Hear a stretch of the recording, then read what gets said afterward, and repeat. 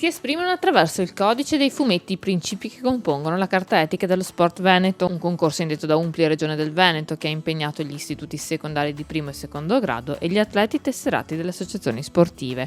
Obiettivo: formare ed avvicinare i ragazzi veneti ai sani principi dello sport. Una grande partecipazione, c'è tanto entusiasmo rispetto a questa iniziativa che abbiamo visto crescere, è un po' il dare vita a quello che è il contenuto della legge dello sport, che dice promuoviamo lo sport partendo dai giovani, dai ragazzi, e facciamo capire bene come fare sport significhi anche condividere determinati valori, modalità di comportamento, e che un ragazzo che cresce nel mondo dello sport sarà sicuramente una persona più formata, con un valore aggiunto, con un bagaglio che sarà importantissimo nella sua vita per essere anche un buon cittadino del domani. Ad ispirare i ragazzi 14 articoli che esprimono l'essenza dei valori che vengono universalmente riconosciuti allo sport, come amicizia, rispetto, educazione, lealtà e condivisione. Una terza edizione del concorso che si è rivelata da record, con 446 progetti presentati da 73 istituti scolastici e 19 associazioni sportive. Questi valori che si portano avanti con la Carta Etica dello Sport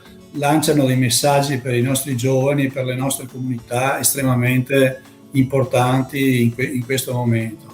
Eravamo dubbiosi sul fatto che ci potesse essere partecipazione e tutte le difficoltà, invece sono state superate e i numeri che sentiremo poi della partecipazione sono assolutamente straordinari. In palio, oltre ai fumetti, anche il logo che identifica la Carta Etica dello Sport Veneto, ben 374 le proposte di logo arrivate da 62 organismi accreditati. Testimonial della terza edizione, la squadra del rugby Rovigo Delta. Sono contento che la scelta sia caduta sul rugby e che in modo particolare ancora su Rovigo, che mi permetto di dire che ben rappresenta tutto questo mondo.